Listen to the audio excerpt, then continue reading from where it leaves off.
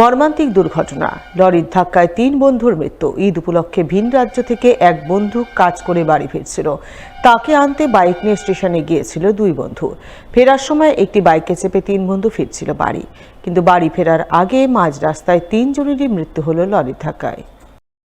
রবিবার সাত সকালে ঘটনাটি ঘটেছে মালদার বৈষ্ণবনগর থানার ১৮ মাইল ৩৪ নম্বর জাতীয় সড়কে। জানা গেছে দুর্ঘটনায় মৃত ৩ বন্ধুর নাম সাবির আলম, সাদিকাতুল ইসলাম ও রমজান শেখ।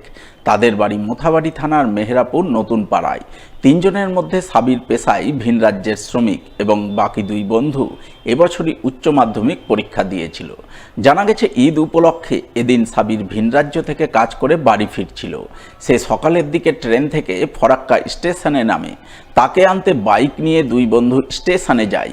এরপর ৩ বন্ধু মিলে একটি বাইকে চেপে বাড়ির উদ্দেশ্যে রওনা দেয়, কিন্তু বাড়ি ফেরার আগে বৈষ্ণবনগর থানার ১৮ মাইল ৩৪ নম্বর জাতীয় সড়কে এক লরির ধাক্কায় ৩ জনেরই মর্মান্তিক মৃত্যু হয়।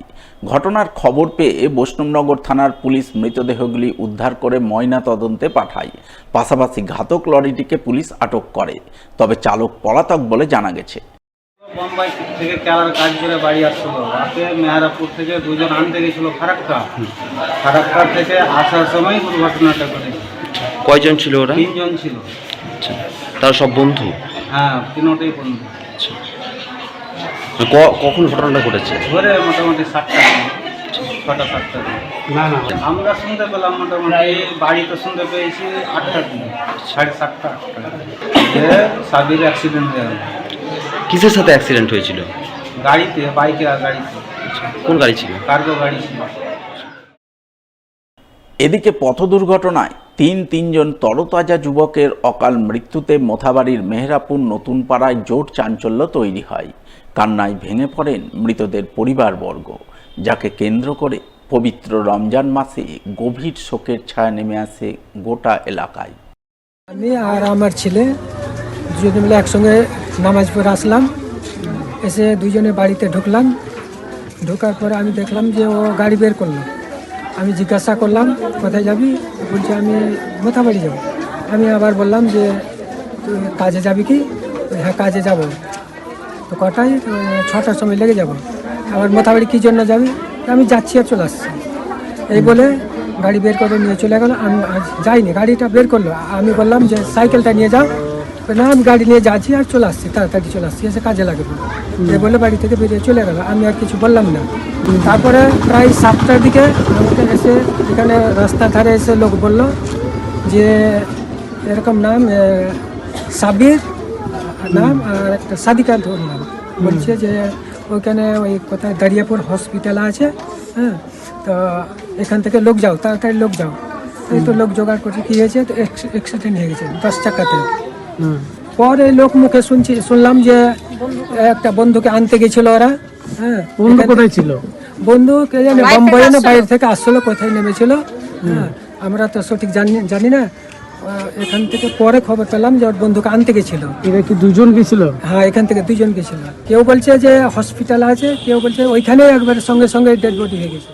সিটু অনুমোদিত West Bengal medical sales and representatives union Malda শাখা 3 অঞ্চলের অঞ্চল সম্মেলন হয়ে গেল রবিবার। এদিন সংগঠনের 1, 3 এবং 4 নম্বর অঞ্চলের অঞ্চল সম্মেলন অনুষ্ঠিত হয় মালদা শহরের বুকে অবস্থিত মালদা একাডেমি হাই স্কুলে।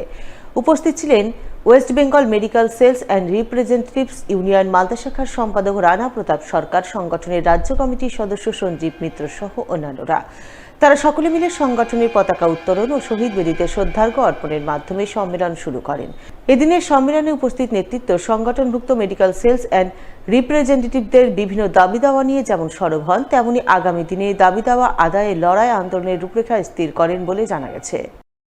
আমাদের মালদা জেলা West Bengal medical and sales representative union, সেই ইউনিয়নের আজকে অঞ্চল 1, অঞ্চল 3 এবং অঞ্চল 4-এর যে অঞ্চল সম্মেলন, সেই অঞ্চল সম্মেলনগুলো আজকে 2 বছর অন্তর অন্তর অনুষ্ঠিত হয়। সেই অঞ্চল সম্মেলন আজকে আমাদের এই একাডেমি হাই স্কুলে অনুষ্ঠিত হচ্ছে। মূলত এই অঞ্চল সম্মেলনকে কেন্দ্র করে আমাদের 2 বছর ধরে যে সাংগঠনিক কার্যকলাপ আমরা পরিচালনা করেছি সংগঠনগতভাবে, যে বিভিন্ন কোম্পানিগুলোতে যে বিভিন্ন রকমভাবে আমাদের উপর যে ছাঁটাই করা হচ্ছে, দূর দূরান্তে বদলি করা হচ্ছে, মিটিংয়ে ডেকে বিভিন্ন রকমভাবে হ্যারাসমেন্ট করা হচ্ছে, তারপরে বিভিন্ন রকমভাবে আমাদের উপর ডিজিটালি আক্রমণ করা করা হচ্ছে সেই আক্রমণগুলো প্রতিহত করার লক্ষ্যে আগামী দিনে যে কীরকমভাবে আমরা এই সংগঠনকে পরিচালিত করব এবং আগামী দিনে কীভাবে এই লড়াই আন্দোলন সংগঠিত করব এবং এই আক্রমণকে প্রতিহত করব তার লক্ষ্যে আমরা এখানে আলোচনা করব।